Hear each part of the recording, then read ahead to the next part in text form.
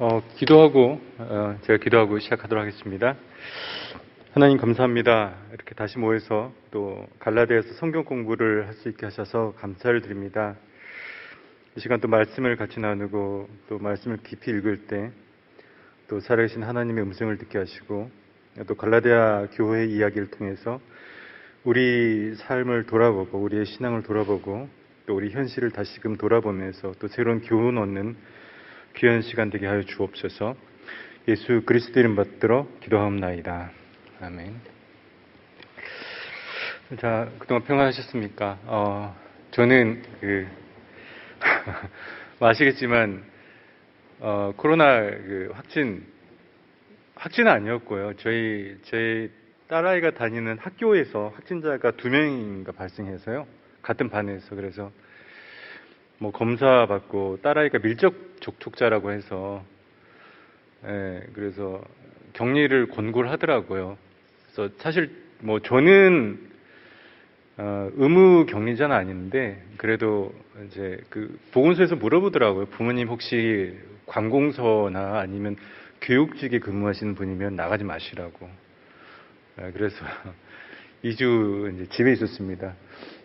우스갯소리로 그런 말 많이 하잖아요. 확진자가 살이 확 찐다고 했는데, 그래서 확진자라는 표현 우스갯소리인 줄 알았는데 진짜 그렇더라고요. 보니까 2주 동안 있는데 계속해서 보건소에서 음식 갖다 주고 햇반 갖다 주고 해서 계속 먹다 보니까 정말 살이 확 찌는 것 같았어요. 참 좋더라고요. 띵동하고 갖다 놓고 가요. 음식을. 그래서 또 먹고 집에서 먹고 밖에 운동도 안 하고 하니까 참 2주 동안 편안하게 잘 쉬다 왔던 것 같습니다.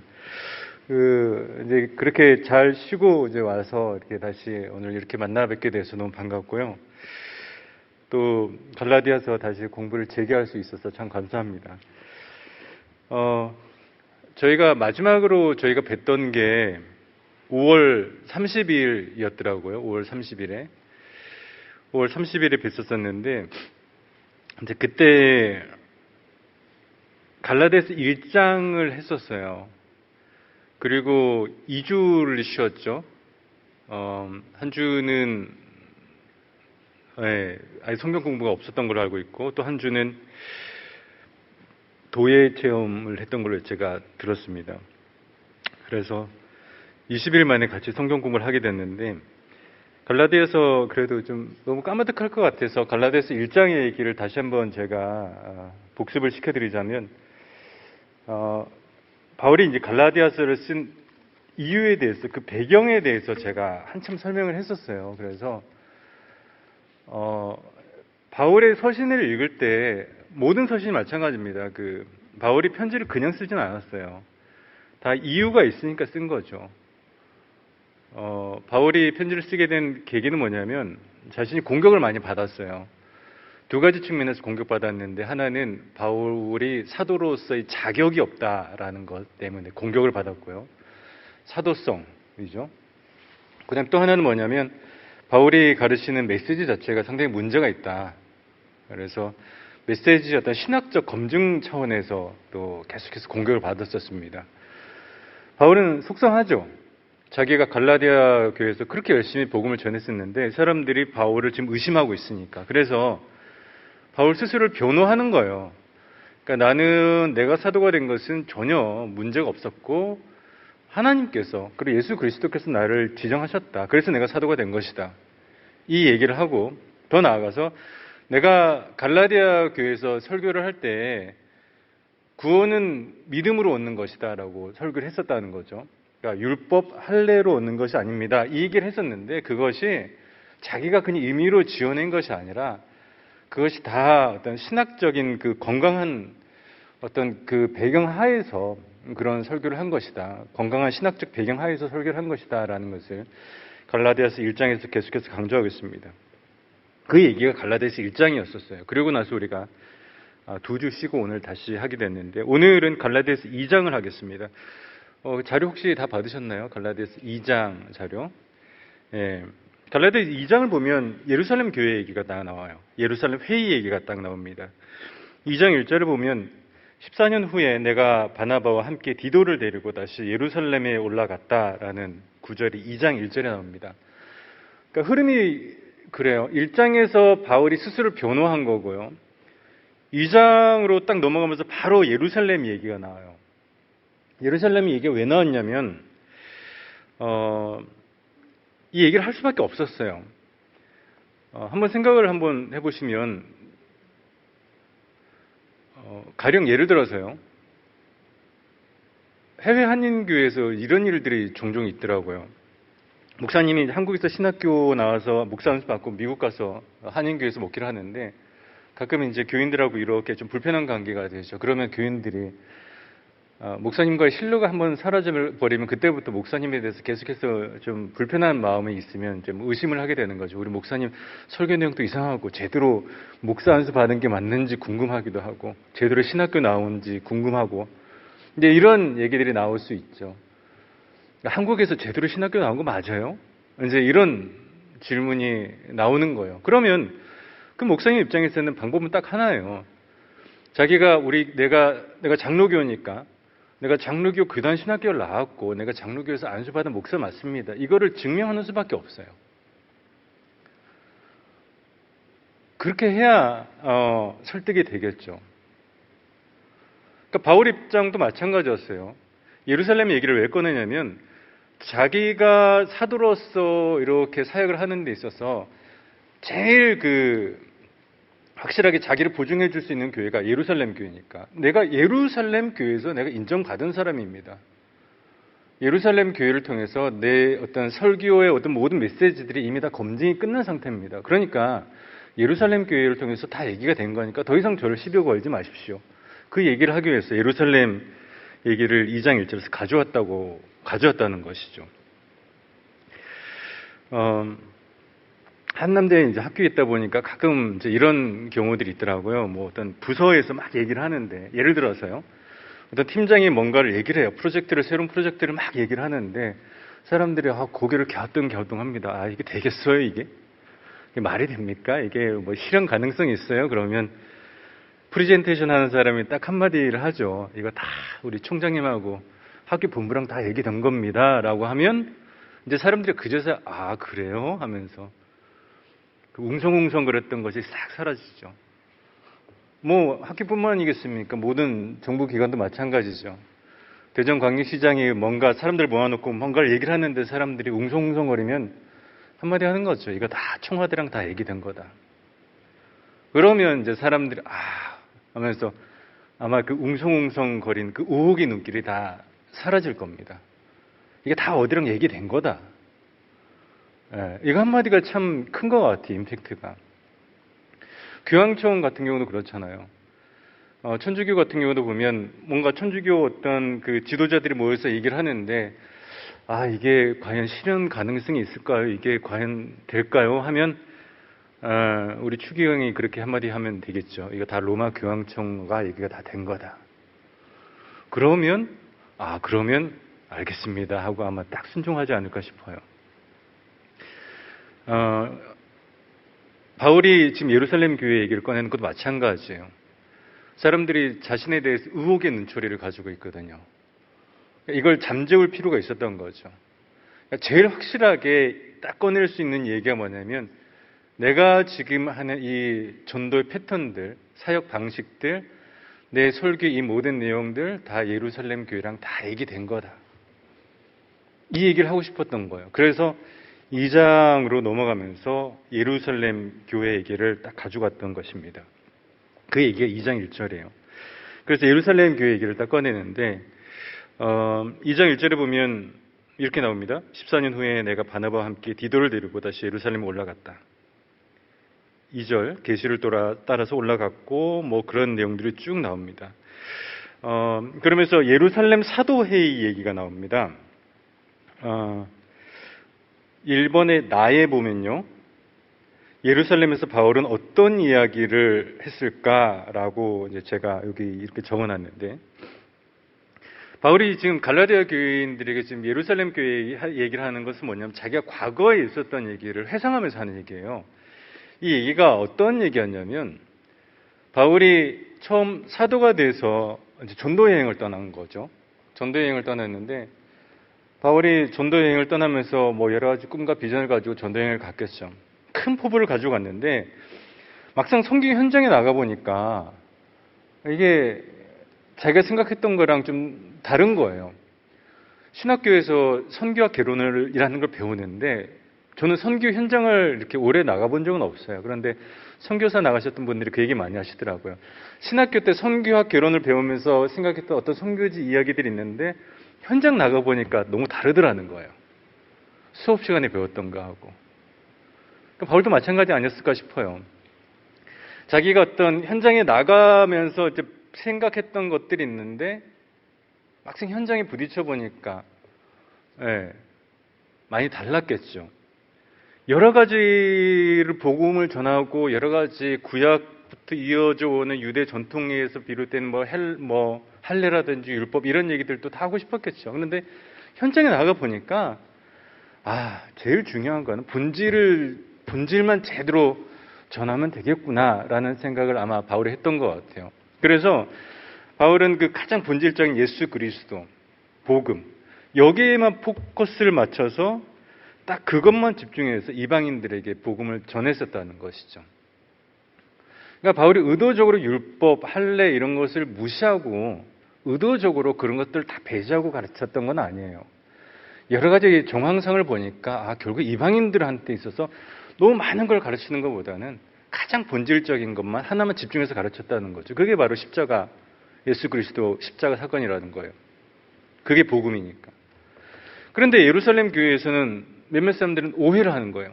바울이 의도적으로 교회의 전통을 무시하고 의도적으로 구약의 전통을 무시하고 다 배제하고 자기 입맛에 맞게 하나만 가르치고 있다. 그쪽에서는 또 오해를 하고 있는 거죠. 그러니까 바울은 열심히 자기가 선교 현장에서 복음을 전하고 있는데 예루살렘 교회에서는 그런 의혹의 눈초리를 가지고 있으니까 뭔가 불편한 거예요. 만나서 풀어야 될 거 아닙니까? 오해를 불식시켜야죠. 그래서 바울이 제가 여기 이제 큰 그림 완성을 통해 위에서 예루살렘 사도들과의 오해 불식 필요라고 적어놨는데 결국은 뭐 땅끝까지 복음을 전하는 그 큰 그림을 완성하기 위해서는 일단 예루살렘 사도들과의 오해를 불식시킬 필요가 있었어요. 그래서 예루살렘 교회를 간 거예요. 그래서 사도들과 만나서 제가 나쁜 의도로 율법 얘기를 다 제한 것은 아닙니다. 제가 뭐 엉뚱한 의도로 할례 얘기를 안 한 건 아닙니다. 라고 이제 얘기를 하고 싶었던 것이고, 그러면서 그 예루살렘 사도들과의 어떤 좋은 관계를 유지하고 싶었던 거예요. 그래서 갔는데, 바울도 사실 그렇게 예루살렘 사도회의를 가면서 마음이 편하지는 않았었을 거예요. 왜냐하면 그 전에 이미 이제 사전에 커뮤니케이션이 된 상태가 아니었기 때문에 뭐 예루살렘 사도들이 어떻게 나올지는 모르니까 여러 가지 아마 좀 불편한, 약간 좀 불안한 마음이 있지 않았었을까 싶어요.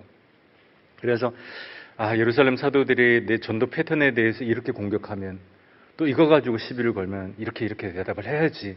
아마 그런 마음으로 가지 않았었을까 싶습니다. 그런데 갔는데 너무 놀랍게도요. 가서 얘기가 너무 잘 되는 거예요. 바울은 좀 뭔가 가서 이야기가 틀어지면 어떻게 하지? 아마 그런 마음으로 갔던 것 같은데 막상 예루살렘 사도회의에 가서 대화를 해보니까 얘기가 너무 잘 되는 거예요. 그러니까 예루살렘 사도들도 바울의 사역을 어느 정도 인정해주고 들어보니까 이해가 가거든요. 바울이 의도적으로 구약 전통을 무시한 게 아니니까. 이 사람들도 들어보니까 바울의 사도 사역의 어떤 모든 패턴들이 이해가 되는 거예요. 그래서 서로 간에 좋게 얘기가 다 정리가 된 게 뭐냐면, 알겠습니다. 우리가 더 이상 사도 바울 당신의 사역에 대해서 밤나라 배나라 터치 않을 테니까 그저 이방인들 열심히 섬기면서 할례, 율법 강요 안 해도 됩니다. 그냥 이방인들에게 포커스 맞춰가지고 그 사람들에게 할례 안 줘도 되니까 그저 예수 그리스도의 복음을 잘 전하십시오. 라고 인정을 해준 거예요. 그러니까 교회도 이제 선교 파트가 두 개가 있지 않습니까? 모든 교회가 국내 선교, 해외 선교가 있는데 우리 대학교에도 보면 국내 선교 전략하고 해외 선교 전략은 달라야죠, 당연히. 그러니까 예루살렘 교회도 거기에 대해서 어느 정도 정립이 된 거예요. 이방인 선교랑 유대인 선교 이렇게 다르게 가자. 유대인들은 어차피 다 할례 받고 율법이 익숙한 사람들이기 때문에 이 사람들한테는 율법 할례부터 시작되는 구약 전통 가운데서 예수 그리스도를 전하면 거고, 바울이 맡은 건 이방인 선교니까 바울은 그런 것보다는 그 사람들한테 있었던 예수 그리스도의 십자가 복음 포커스 맞춰가지고 그렇게 전하면 된다. 이렇게 딱 정리가 된 거예요. 그 얘기를 한 게 뭐냐면 2장 7절입니다. 갈라디아서 2장 7절을 보면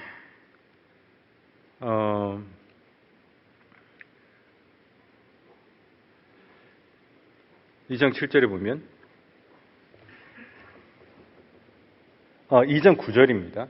2장 9절에 보면 기둥같이 여기는 예루살렘 교회 기둥같이 여기는 야고보, 게바와 요한하고 잘 얘기가 돼서 친교의 악수를 나누고 우리는 이방인에게로 그들은 할례자에게로 가게 되었다.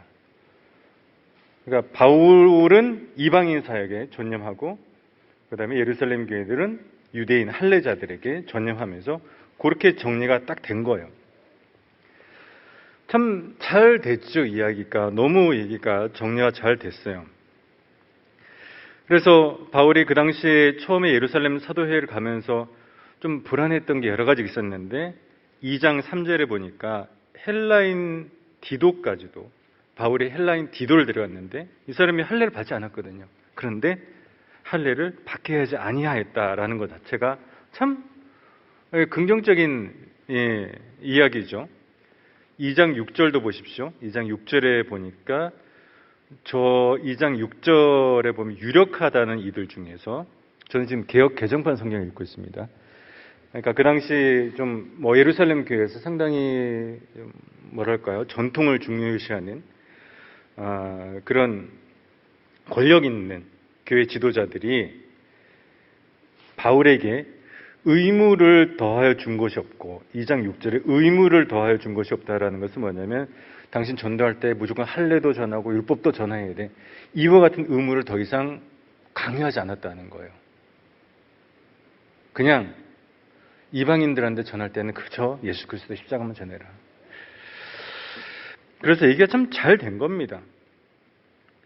그래서 2장 9절에 보면 친교의 약수를 했다고 하는데 이게 너무 인상적인 장면인 것 같아요. 서로를 인정하는 거죠. 그래서 헬러 성경 원문에 보면 이 친교라는 단어가 코이노니아라는 단어가 쓰이는데 코이노니아라는 단어는 그거예요. 예배 마치고 나서 우리 같이 친교의 시간 가집시다. 어떤 서로 간에 알고 사귀어 간다라는 게 기본적인 의미이긴 하지만 한 걸음 더 나아가서 이 친교라는 것은 뭐냐면 서로를 인정하고 서로가 협력하는 관계로 간다는 거죠. 서로가 마치 남한과 북한이 이렇게 협력 관계를 맺듯이 서로가 갈등 관계에 있었고 서로가 잘 몰랐는데 우리 힘을 모아서 우리 같이 해봅시다. 서로 간에 조약서에 사인을 하면서 마치 그와 같이 하는 것처럼 그렇게 친교의 약수를 맺었다라고 합니다. 자, 그러면 이제 이 내용이 예루살렘 사도 회의 내용인데 바울이 이 얘기를 하는 이유가 바로 거기 있는 거예요. 이 얘기들을 쭉 읽다 보니까 여러분 뭘 느끼십니까? 지금 바울이 예루살렘 교회 그 사도들한테 인정을 받고 있는 거예요. 충분히 인정을 받고 있다는 게 딱 느껴지죠. 그리고 바울이 복음 전할 때 할례를 강요 안 했는데 할례 강요 안 한 게 이미 예루살렘 교회랑 얘기가 다 된 거였구나. 갈라디아 교인들이 그걸 느끼지 않았겠습니까? 제가 오늘 공부 시작하면서 예를 들어서 이제 이해를 도모하기 위해서 청와대 얘기를 했었는데 이거 다 청와대랑 얘기 다 된 거예요 하면 이게 통과되잖아요. 다. 마찬가지로 이게 지금 바울이 갈라디아 교회 편지를 보내면서 이게 다 얘기된 겁니다. 예루살렘 교회랑. 자신의 어떤 사도적 권한, 자신이 전하는 이 메시지들 이게 다 예루살렘 교회랑 정리가 된 것이다. 그것을 통해서 갈라디아 교인들에게 이제 은연중에 얘기를 하는 거죠. 그러니까 더 이상 내가 전도하는 방식에 대해서 더 이상 의혹의 눈초리를 가지고서 보지 마라. 그리고 내가 충분히 예루살렘 교인들에게서도 내가 충분히 사도로서 권위를 인정받은 사람이다. 그러니까 나를 더 이상 그렇게 불신의 눈빛으로 쳐다보지 않았으면 좋겠다. 이 얘기가 2장 1절부터 이제 10절까지 내용입니다. 정리가 좀 되시죠? 그러니까 바울이 이제 편지를 여러 번 썼는데요. 예루살렘 사도회의 얘기를 이렇게 자세하게 적은 것이 이 갈라디아서가 유일해요. 근데 듣다 보니까 예루살렘 사도회의 얘기를 바울이 한 2장 20점에서 집어넣을 수밖에 없었겠구나라는 게 여러분들 느껴지시죠? 그렇죠? 그런 얘기가 2장 1절부터 10절까지에 걸쳐서 나오고 있습니다.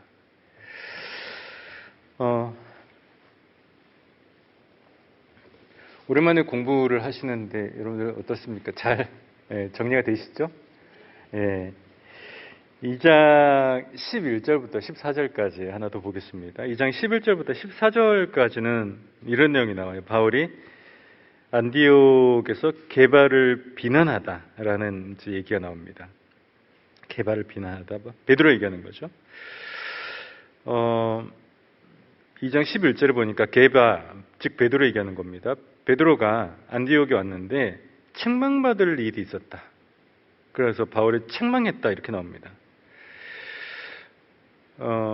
어떤 얘기인가 하냐 보니까 12절을 보니까 야고보에서 온 어떤 이들이 이르기 전에 게바가 이방인과 함께 먹다가 그들이 오매 그가 할례자들을 두려워하여서 물러갔다 이렇게 나옵니다.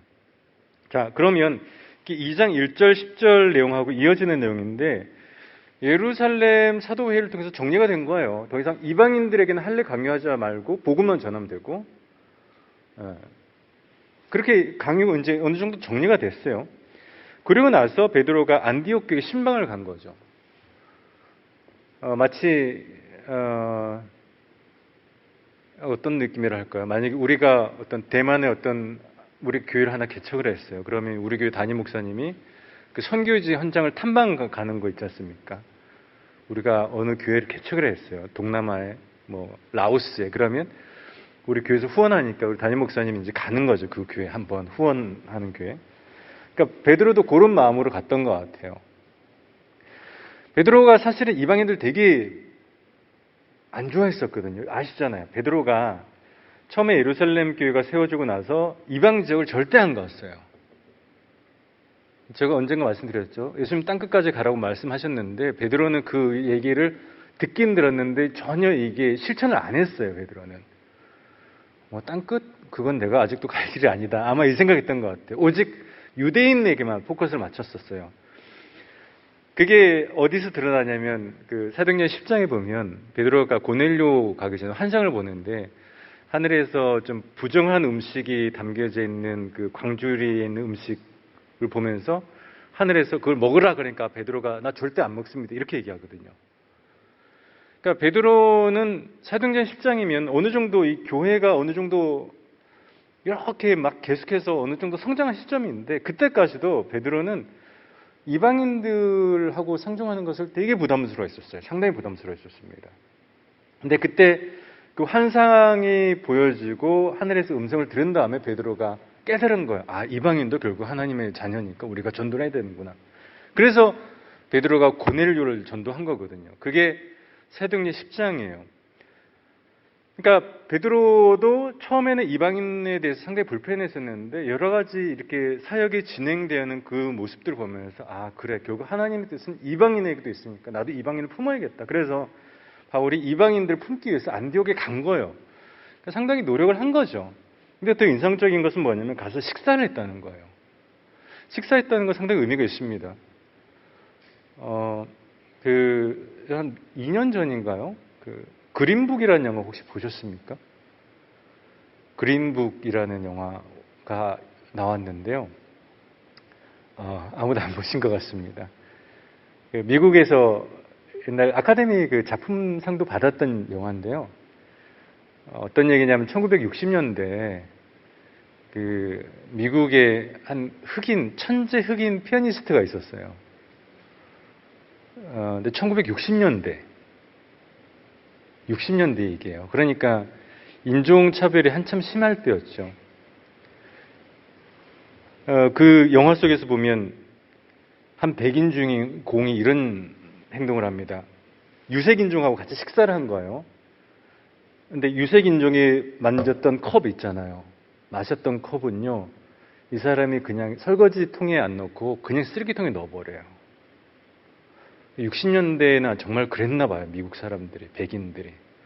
유색인종이 만졌던 것은 이게 설거지를 하는 것이 아니라 그냥 바로 버리는 어떤 그런 시대적 상황 가운데서 한 그 흑인 피아니스트가 너무 천재인 거예요. 그래서 순회 공연을 하게 됩니다. 그러니까 워낙 흑인이긴 하지만 워낙 탁월하니까 그 음악을 듣기 위해서 어느 도시에서 초청을 한 거예요. 근데 저녁에 이제 피아니스트 공연 연주가 있어가지고 갔는데 저녁이다 보니까 미리 모여서 한 6시 모여서 그 이제 공연에 온 사람들까지 같이 식사를 합니다. 그러니까 흑인 피아니스트는 어쨌든 자기 공연을 보러 온 거니까 편안한 마음으로 그 식당을 가요. 그런데 식당에서 딱 뭐라고 하냐면 아이고 오늘의 주인공이 오시긴 오셨는데 식사는 딴 데 가서 하시라고 이렇게 몰아내요. 구석에 저런 구석에다가 테이블 조그만한 거 하나 만들어 놓고 식사는 거기서 하시라고. 7시 되면 피아니스트 콘서트 시작하면 그때 나오시라고 딱 이렇게 하는 거예요. 백인들이 그랬던 거죠. 당신의 음악은 듣겠는데 식사는 같이 하기 싫은 거예요. 그게 이제 1960년대 미국 상황이었다라고 그 영화에서는 이렇게 나오는데 실화였겠죠. 실화니까. 보면서 참 이게 50년 전 일인데 그때 벌써 그때는 그랬었구나라는 생각이 들더라고요. 그러니까 자기가 상당히 거북해하는 인종이었어요. 그런데 그 사람이 내가 먹는 이 식탁 그냥 겸상 얘기하는 게 아니에요. 같은 홀에서 식사하는 것도 싫은 거예요. 그 당시 유대인 이방인을 바라보는 관점도 그랬다는 거죠. 겸상을 얘기하는 것이 아니라요. 그냥 같은 홀에서 식사하는 것도 싫은 거예요. 유대인들은, 이방인들이 그냥 들어오는 것 자체가 싫은 거예요. 유대인들이 원래 그랬었어요. 그 중에 하나가 베드로였고요. 그런데 베드로가 정말 변한 거예요. 그래서 아예 그 이방인 지역에 가서 교제를 할 뿐만 아니라 식사까지 같이 했다는 거예요. 이건 엄청난 거죠. 그러니까 베드로도 큰 용기를 내서 식사를 한 거예요. 그런데 12절에 보니까 야고보에서 온 어떤 이들이 이르기 전에라는 표현이 있어요. 한참 안디옥에서 밥을 먹고 있는데 이 예루살렘 교회 야고보의 사람들이 갑자기 딱 들이닥친 거예요. 예상치도 못했는데. 근데 이 야고보는 여전히 이방인에 대해서 불편해하는 사람이었거든요. 여전히. 그러니까 딱 그 생각을 했던 것 같아요. 베드로가. 하필이면 저 사람들 들이닥쳤지. 괜히 나 여기서 밥 먹는 거 보면 저 사람들 또 이제 예루살렘 교회 돌아와서 또 난리 날 텐데. 생각해보니까 시끄러울 것 같으니까 복잡한 거예요, 머리가. 그래서 베드로가 밥을 먹다 그냥 일어나 버렸다는 거예요. 2장 12절이 바로 그 내용이에요. 근데 이렇게 되면 이방인들이 상당히 기분 나쁘지 않았겠습니까? 영화 얘기 하나 더 해서 죄송한데 그 영화를 제가 열심히 보는 건 아닌데 그 위대한 쇼맨이라는 영화가 있습니다. 네. 그린북은 근데 한번 보세요. 참 영화는 좋아요. 그린북이라는 영화. 근데 이제 제가 지금 또 드리는 영화 얘기는 뭐냐면 그 영화에서도 비슷한 얘기 나오는데 한 백인 남자 주인공이 한 흑인 여성하고 이렇게 연애를 시작해요. 근데 이제 연애를 시작하는데 어렵게 그러니까 흑인 여성도 백인이 자기를 좋아하니까 되게 이 사람 왜 나를 좋아하지? 왜 나한테 접근하지? 처음에 이랬었어요. 그런데 좋아하고 이게 딱 사람의 어떤 진정성이 느껴지니까 데이트 신청을 받고 같이 극장을 가요. 그런데 극장을 갔는데 공교롭게도 그 극장에서 이 백인 남자의 부모를 만난 거예요. 그래가지고 백인 남자의 부모가 이거 아들아 너 여기 웬일이니? 딱 그런 거예요. 그러니까 이렇게 손을 잡고 그 백인 남자가 흑인 여성과 손을 잡았던 이 손을 그냥 스르르 빼는 거예요. 이렇게 부모님을 만나니까 당황스러워서. 그러니까 이 여성이 너무 충격을 받아서 막 공연장 밖으로 뛰쳐나가는 그 장면이 나와요. 너무 속상한 거죠. 그 여성 입장에서는. 이 남자가 나를 처음에 좋아한다고 했을 때 난 정말 진짜인 줄 알았는데 결정적인 순간에 손에서 자신의 손을 빼는구나. 이 여성은 상처가 몇 배가 된 거예요. 2배가 된 거예요. 2배가. 근데 이방인들이 딱 그런 심정 아니었었을까 싶어요. 베드로가 와가지고 같이 식사를 하자니까 이 사람 웬일이지 싶었겠죠. 변했네. 이제 이 사람 또 진짜겠지? 하면서 같이 식사를 했는데 결정적인 순간에 싹 자리를 피하더라는 거예요. 얼마나 마음에 상처가 됐겠습니까? 우리 요새 젊은 학생들은 마상이라고 얘기하더라고요. 마음의 상처. 그러니까 이 이방인들이 너무 마음에 상처가 됐겠죠. 그러니까 바울이 그걸 본 거예요. 바울이 너무 화가 나는 거예요. 바울은 어떻게든 이방인들 편이 되어서 이방인들 사도로 사는 사람인데 너무 화가 나는 거예요. 그래서 바울이 베드로한테 다짜고짜 얘기를 하는 거예요. 근데 바울이 이 베드로한테 이렇게 다짜고짜 할 입장이 안 돼요. 서열로 따지자면 베드로는 서열로 따지자면 제일 꼭대기에 있는 사람이고 바울은 예수님의 직계 제자도 아니었잖아요. 베드로는 한 요 밑에 있는 사람이에요. 근데 이런 사람이 가장 그 정점에 있는, 권력의 정점에 있는 베드로한테 딱 다짜고짜 따졌다는 거죠. 그러니까 바울 성격 자체가 그랬던 것 같아요. 바울이 그 사도행전 28장에 보면 로마에 가서 거침없이 담대하게 복음을 전했다라고 나오는데요. 바울 성격 자체가 거침없이 담대한 사람이었던 것 같아요. 바울은 뭘 해도 그렇게 했던 사람이었을 거예요. 바울은 아마 보험을 팔았어도 거침없이 담대하게 보험 영업을 했을 사람이고, 바울은 뭐 대학 교수라도 거침없이 담대하게, 일개 조교수였다 할지라도 시니어급 교수님한테 거침없이 담대하게 따졌을 사람이에요. 성격이 그런 사람이에요. 그러니까 바울이 딱 자기가 생각하는 자기가 절대 포기하지 않는 몇 가지 신념이 있어요. 근데 그 신념에서 만약에 벗어나는 일이 벌어지면 그때만큼은 바울은 절대 못 참는 거예요. 바울이 절대 포기하지 못하는 신념이 뭐냐면 예수 그리스도는 유대인뿐만 아니라 이방인까지도 품는 분이셨다. 그리고 이방인도 구원의 대상이다. 그리고 구원은 오직 예수 그리스도를 믿는 믿음으로 이루어진다. 요 몇 가지가 있어요. 근데 이것과 어긋나는 일이 벌어지면 바울은 못 참는 거예요. 그때는 돌변하는 거예요. 거침없이 담대하게. 2장 얘기가 바로 이제 그런 얘기인 거죠. 2장 11절부터 14절까지 얘기가. 그래서 베드로를 향해서 바울이 겁쟁이다, 위선자다라고 하면서 막 난리가 나요. 이런 장면이 나옵니다. 제가 우리 학생들하고 이제 그 기독교학과 학생들하고 같이 수업을 하다가 이 얘기를 하다가 여러분들은 이 상황에 대해서 어떻게 생각해요? 물으니까 학생들의 의견이 좀 나누시더라고요. 어떤 학생들은 자기들은 바울의 입장이 충분히 이해 간다는 거예요. 자기 신념에 따라서 그냥 눈치 안 보고 그렇게 당돌하게 얘기하는 거 자기는 멋있다는 거예요. 또 반면에 몇몇 학생들은 자기는 베드로도 이해 간다는 거예요. 베드로가 왜 그 자리를 피했겠느냐.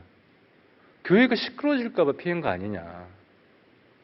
그러니까 베드로는 그래도 교회 시니어급 지도자였으니까 교회 안정을 생각했다는 거죠. 그래도 교회가 평화롭게 가야지. 그래서 아마 베드로가 그래도 넓은 마음으로 그래도 교회가 시끄러워지는 것을 막기 위해서 베드로도 그랬던 거니까 자기는 베드로도 이해 간다는 거예요. 그래서 듣다 보니까 이 학생 의견도 맞는 것 같고 저 학생 의견도 맞는 것 같아요. 충분히 다 일리가 있다는 생각이 들었는데 바울이 절대적으로 포기하지 않는 가치가 있어요. 아까도 말씀드렸던 것처럼 예수 그리스도 안에서 차별이 있으면 안 된다는 거예요. 그래서 갈라디아서 3장 28절 우리 잠깐 같이 볼까요? 3장 28절인데 2장에서 갑자기 쓱 넘어가서 여러분들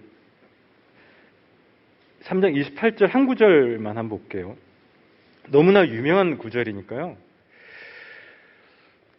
바울이 정말 하고 싶었던 게 이 얘기예요. 3장 28절.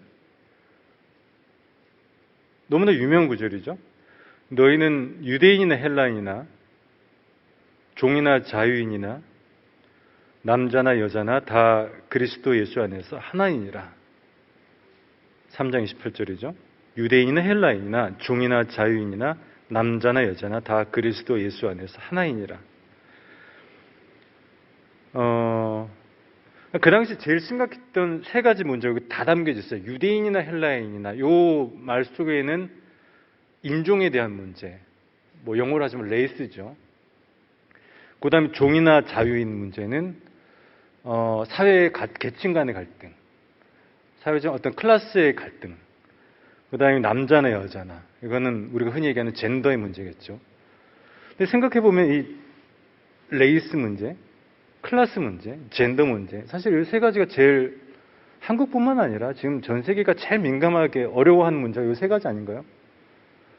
젠더, 클래스, 레이스 문제. 이거 풀려고 해도 잘 안 제일 풀기 어려운 문제가 이 세 가지인 것 같아요. 근데 2000년 전에 이미 바울이 이걸 선포했다는 거예요. 2000년 전에. 예수 안에서만큼은 이 세 가지, 상하 계층 간의 갈등 문제 없어야 되고, 남자와 여자 간의 갈등 없어야 되고, 인종 간의 갈등. 그러니까 서로 간의 그 선긋기가 유행했었는데 그 선 다 지워버리자. 예수 그리스도 안에서만큼은 그 어떤 선긋기를 다 지워버리고 예수 그리스도 안에서는 우리가 다 하나가 되어야 된다. 갈라디아서 3장 28절에 나오는 것이 바울이 품고 있었던 가장 중요한 신념이었었어요. 이것만큼은 바울이 절대적으로 지키려고 했던 것이죠. 그런데 이 중에서 가장 첫 번째 레이스 문제를 가지고서 지금 계속해서 베드로 아니면 예루살렘 교회 몇몇 좀 과격한 사람들이 아니면 근본주의자들이 자꾸만 그것을 갖다가 선긋기를 계속해서 하려고 하는 거예요. 자기들은, 그 사람들은 그렇게 보는 거죠. 이 선 지우면 안 된다. 선이 있어야 된다. 선을 넘어가든 말든 그것은 뭐 당신들 상관이지만, 자유지만 이 선은 계속해서 그어놔야 된다라는 것이 좀 전통을 상당히 중요하게 여기는 갈라디아 교회의 예루살렘 교회 상당히 보수적인 사람들의 관점이었다면 바울은 그 선 자체를 우리가 지워야 됩니다. 그래야 건강한 교회가 될 수 있습니다. 이 얘기를 바울이 했다는 것이죠. 이 얘기가 2장 11절까지 나오는 내용입니다.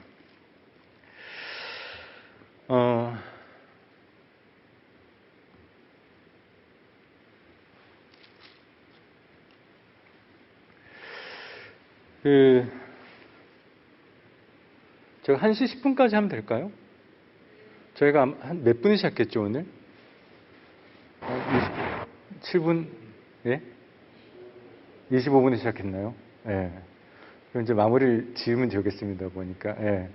그래서 오늘 제가 여기까지 할게요. 2장 11절까지를 이제 할 텐데, 내용이 잘 정리가 되시죠?